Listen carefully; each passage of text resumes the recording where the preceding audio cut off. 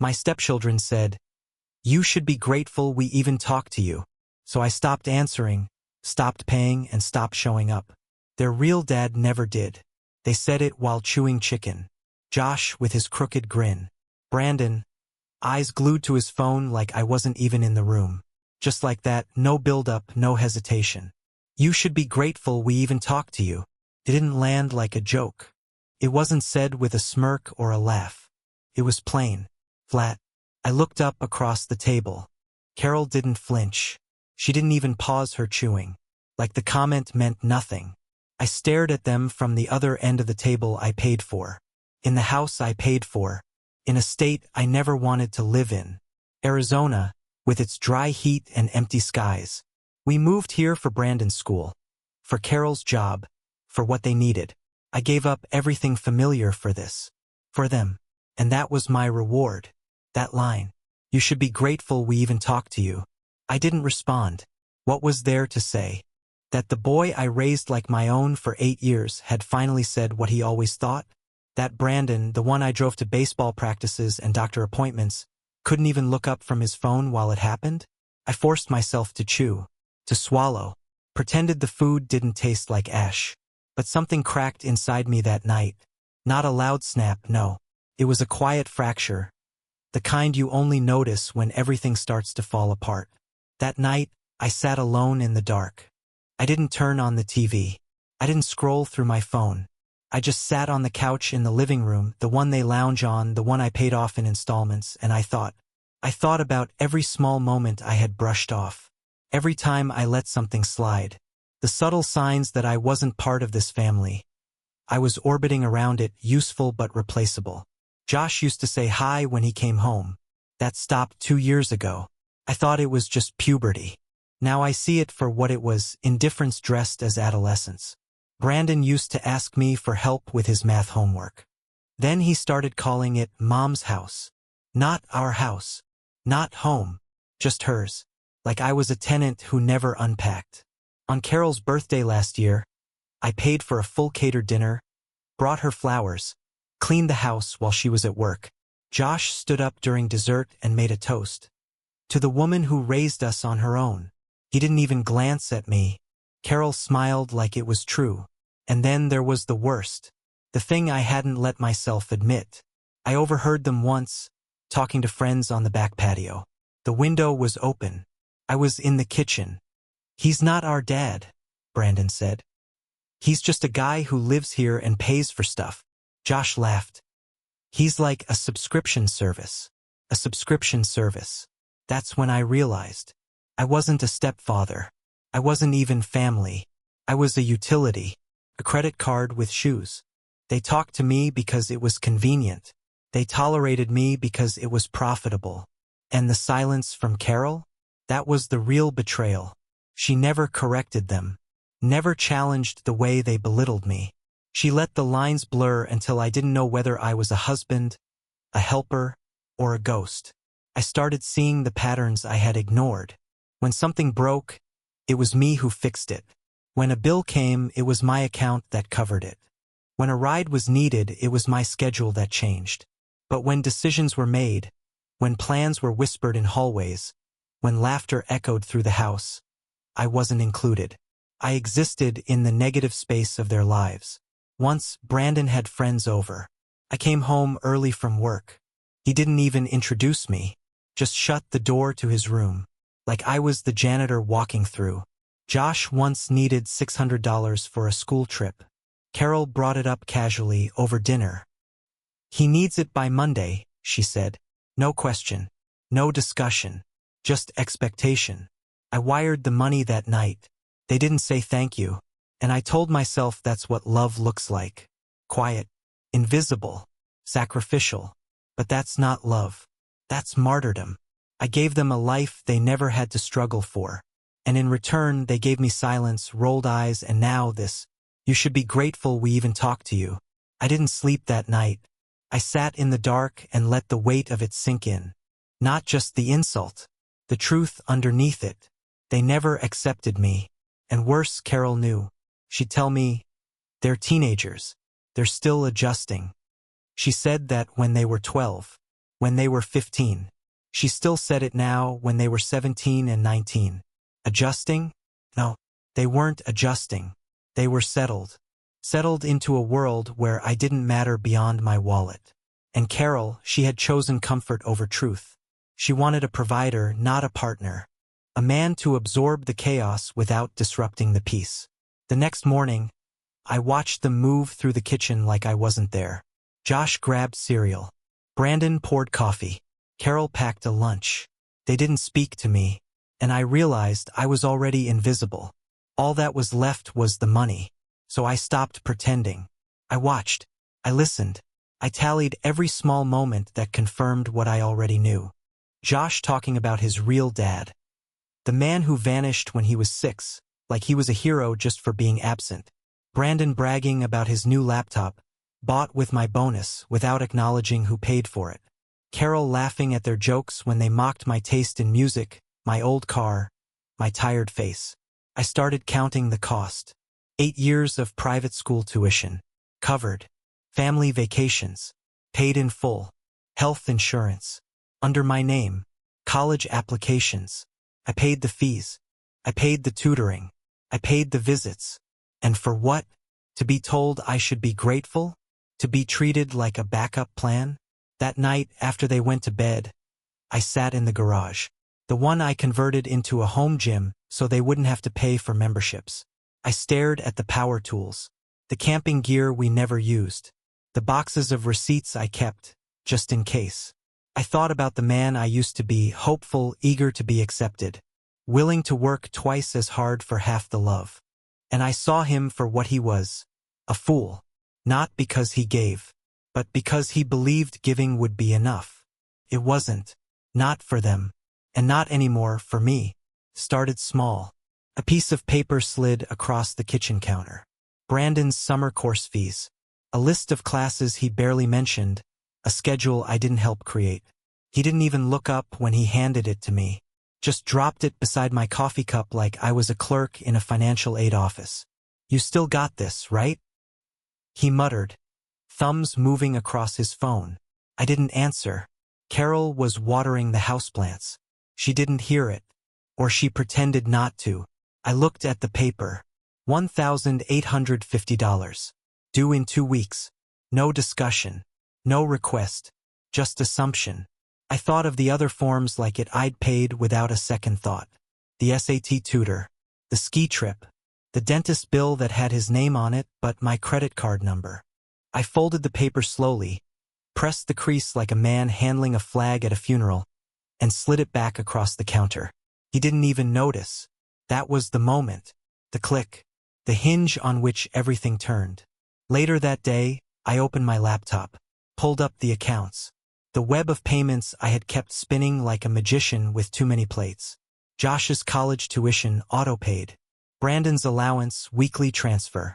Carol's cell plan bundled with the family account. The joint card they all used for groceries, Amazon orders, gas. I turned it all off. Not in anger. Not in haste. In silence. With the same care I had once used to build it all. I canceled the autopays. Froze the joint card. Revoked access to the family plan. I made calls. Sat on hold.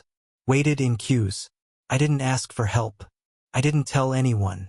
Just disconnected wire by wire until the whole network of unacknowledged generosity powered down.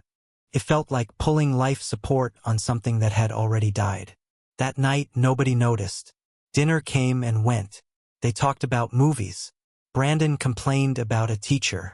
Josh asked about using the car. I said nothing. I watched them. I watched Carol. She smiled when Josh teased her. She rolled her eyes when Brandon burped. She didn't look at me. They didn't notice the electricity in my silence. The next morning, Carol's phone buzzed with a message from the cell provider. Payment overdue. She frowned. I watched her open the app, try to refresh. Her brows drew tight. She turned to me. Did something happen with the account? I sipped my coffee. Yeah, I said. I shut it off. She stared. You what? I shut it off. I'm not paying for it anymore. She blinked. Wait, why? I shrugged. Ask your kids. Maybe they'll talk to you. I should be grateful, right? Her face twisted, the confusion folding into frustration. Come on, that was just… Josh didn't mean that. He said it. You heard it. They're just kids. No, I said. They're not. Brandon's 17. Josh is 19. Old enough to vote. Old enough to drive. Old enough to know the value of money, respect, and silence. She crossed her arms. So what, this is punishment? You're going to start treating them like tenants? I looked at her then. Really looked. I've always been a tenant, Carol. In this house, in this family. The difference is now I'm canceling my lease. She shook her head. You're being ridiculous. Am I? I leaned forward. Because for years, I paid every bill, funded every need, covered every shortfall, and in return, I got called a subscription service. Her mouth opened, then closed. I stood. No more autopays. No more blank checks. If they want to live like I don't exist, they can budget for it. She followed me to the hallway, her voice sharper now. This isn't just about money, you know. You're pulling support from your family. I turned at the door. My family? Carol, what family? You let them talk about me like I'm the help. You laugh when they dismiss me.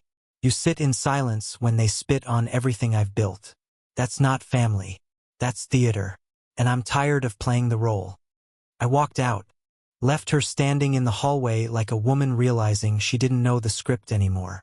2 days passed. Josh tried to buy books online. His college debit card got declined. He called the bank. They told him the funds were frozen.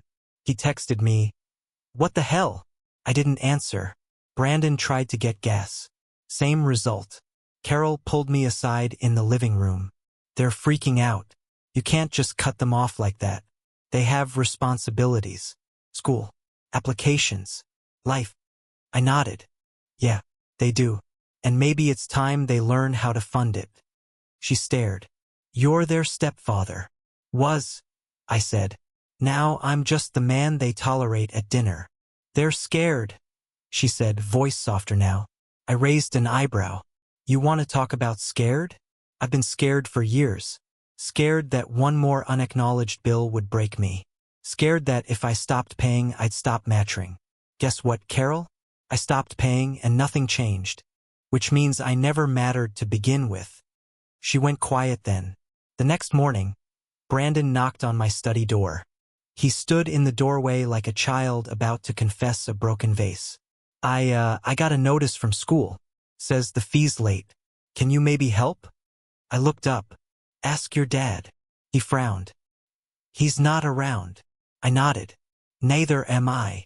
That night, Carol cried. She said I was being petty. Said I was abandoning them. Said I was acting like I didn't care. And maybe I was. Maybe I didn't. Because when someone tells you you're lucky they even acknowledge your existence, it forces you to confront a hard truth. Everything you give them was a favor, not a right. And if it was a favor, then you're allowed to stop. I stopped. I stopped explaining. I stopped paying. I stopped pretending. Let them feel the vacuum. Let them call the father who disappeared when they were children. Let them find out what it's like to reach for a wallet that's no longer there. Let them learn that love without respect turns into servitude. And I was nobody's servant anymore. I left on a Saturday morning. No shouting. No warning. No dramatic notes on the counter. Just motion. I woke before dawn, packed my laptop, my personal documents, and 2 boxes of clothes. Left the rest, the furniture, the photos, the gifts I gave that were never acknowledged. I stood in the garage one last time and looked at the shelves I built, the bike racks I installed, the toolbox they never touched. Everything in that house had passed through my hands. Now I left it behind. I set the spare key on the kitchen counter, turned off the lights, and walked out. No one saw me go. No one asked where I was going. No one stopped me. I drove east. No destination, just distance. Each mile was like shedding a second skin. The silence in the car was louder than anything I'd heard in that house in years. It wasn't lonely. It was clean. By the time the sun was overhead, I was in New Mexico. I pulled into a roadside motel, paid in cash, sat on the edge of the bed, and waited for my phone to ring. Didn't. The first message came 2 days later. Carol, where are you? Josh can't get the Wi-Fi to work. That was it. No, are you okay? No, we miss you. Just inconvenience. Wrapped in a text bubble. I stared at the screen. I typed slowly. Ask his real dad. And I turned the phone off. She never replied. A week passed. Then came Carol's sister. A barrage of messages. Did you seriously abandon them? What is wrong with you? Carol's devastated. The boys are falling apart. I didn't reply. I didn't owe her an explanation. I had already given it. Silently, with every unpaid bill. Every quiet moment they ignored me. My words had been used up years ago. Instead, I found a small apartment outside Austin. 1 bedroom. No family plan. No shared anything. I bought a French press, a cast iron skillet, a chair that didn't creak when I sat in it. I found peace in the minimalism. I made coffee that didn't taste like compromise. I sat in silence that didn't feel like punishment. But peace is never allowed to breathe for long. The papers arrived in a manila envelope. Carol filed. Asset division. The words felt clinical, bloodless. She wanted a portion of what I had left. Not because she needed it, but because she believed she was owed. Because in her mind, I hadn't contributed. I had abandoned. Her lawyer sent a list. Tuition contributions, medical bills, vehicle expenses, shared utilities, moral obligation to continue support. Moral obligation. That was the phrase that made me laugh. For 8 years, I had shouldered every moral obligation in silence. Paid bills I was never thanked for. Showed up to parent-teacher conferences where I was referred to as mom's husband. Attended soccer games where I stood behind the fence alone. Drove them to clinics, bought them phones, absorbed their rage. Now they wanted to tally the cost. Fine. I gave the list to my lawyer. A quiet man named Franklin who didn't flinch at absurdity. He asked one question, "Do you have records?" I nodded. I had receipts, bank transfers, card statements, pay stubs, every dollar, every cent tracked. I didn't keep them for revenge. I kept them because I believed that responsibility required proof. We arrived in court on a Thursday. The room smelled like dust and regret. Carol sat across from me in a gray suit I bought for her 5 years ago. She didn't look at me. Josh was there, wearing a button-down over a t-shirt that read, "No thanks." Brandon wasn't present. Her lawyer stood, solemn and theatrical. He spoke of sacrifice, of promises made, of children left adrift. And then it was our turn. Franklin didn't raise his voice. He didn't appeal to emotion. He placed a thick folder on the table and began reading. Transaction after transaction. 8 years of proof. Josh's orthodontist fees. Covered. Brandon's private tutor. Paid in advance. Family vacations. Flights, hotels, meals. Vehicles. Insurance. Maintenance. Cell plans. Internet. Rent. College funds. The judge raised a brow. How much did the biological father contribute? Franklin didn't hesitate. 0, Your Honor. No payments. No support. Not even a birthday card. The silence in the room was volcanic. Carol's lawyer shuffled his papers. Carol looked down at her hands. Josh stared ahead, jaw tight. The judge leaned back. Does the petitioner have any documentation of shared financial burden? None. The verdict was short. No ongoing support. No retroactive compensation. No moral obligation. Just division of personal property. What was mine remained mine. Carol didn't look at me as we left. Josh muttered something under his breath. I didn't ask what. I didn't care. I walked out of that courtroom with less money, fewer possessions, but a weight off my chest that had lived there for nearly a decade. They couldn't take anything from me anymore. Not time. Not labor. Not guilt. Later that week I got a voicemail. Carol's voice. Tired. Smaller than I remembered. I didn't expect it to go that way. I thought maybe you'd want to talk. The boys miss you. I played it twice. The second time I laughed. They missed the lifestyle. They missed the coverage. They missed the man who absorbed their insults and kept writing checks. I didn't call back.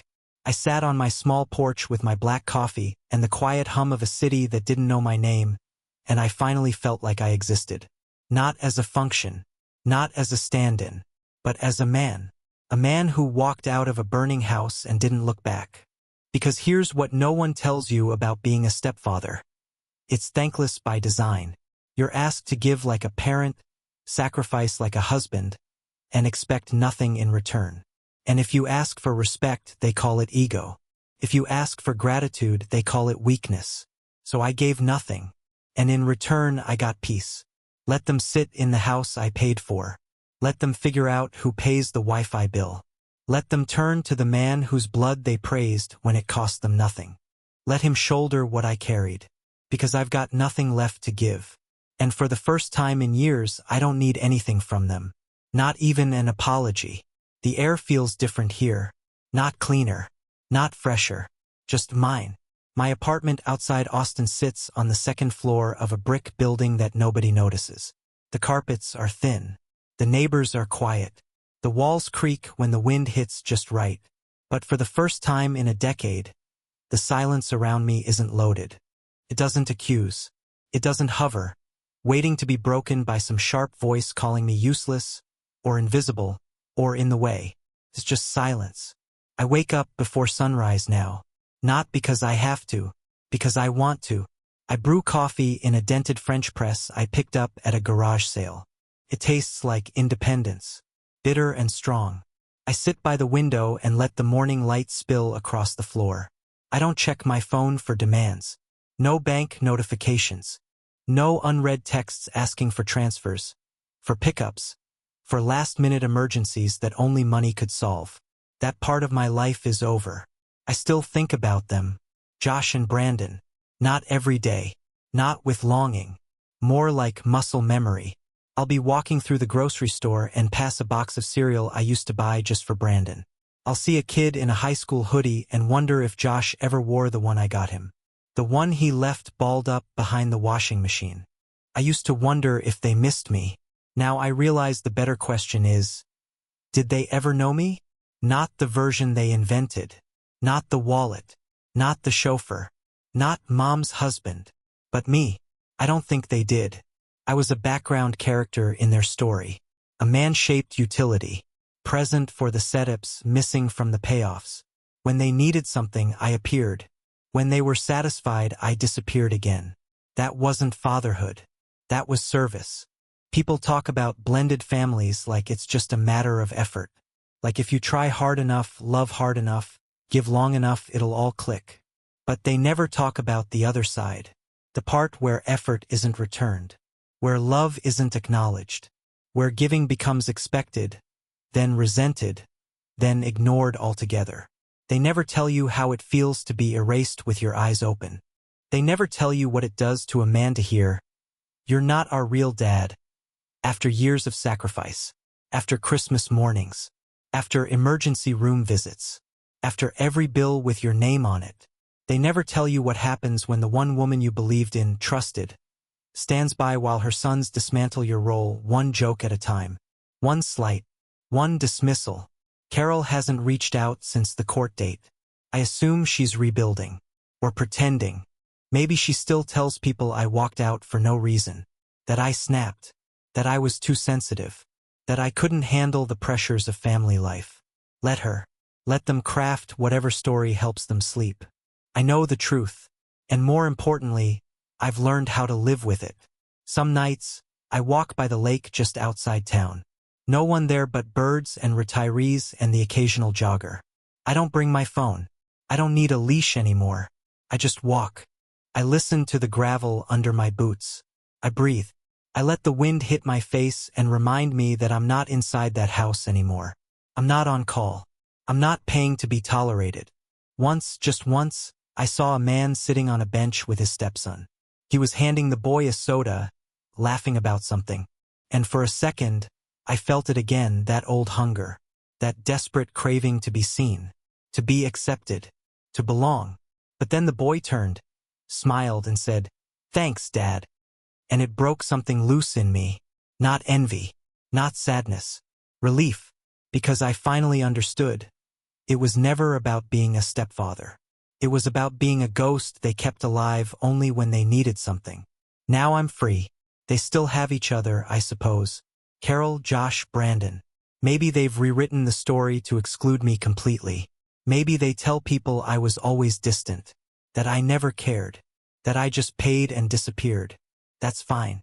Let them inherit the silence they built. I've met someone quietly, a woman named Teresa. No kids. No past she drags into every conversation. She doesn't need saving. She doesn't look at me like a mistake someone else made. We go to the farmer's market on Sundays. We listen to jazz. She doesn't ask what I left behind. And I don't offer it. Some things are better buried. I keep the receipts in a shoebox under my bed. Not because I want revenge. Not because I need proof. But because they remind me that I gave everything I had. That I wasn't crazy. That the numbers exist. That my love wasn't imaginary. It just wasn't reciprocated. The hardest part wasn't walking away. The hardest part was realizing I was never invited to stay. Josh once told me I should be grateful they even talked to me. Now there's silence. But it's mine. And I would choose it again. Every time. Because love without respect is just a leash. Because fatherhood isn't measured in dollars or duties. It's measured in presence, in acknowledgement, in truth. Because a man deserves to be more than tolerated. So let me ask you something. Would you have stayed? Would you have kept paying for contempt, hoping it might someday turn into affection? Or would you have walked away too, into the silence, into the truth, into the light that comes only when you finally stop begging to be seen? You tell me.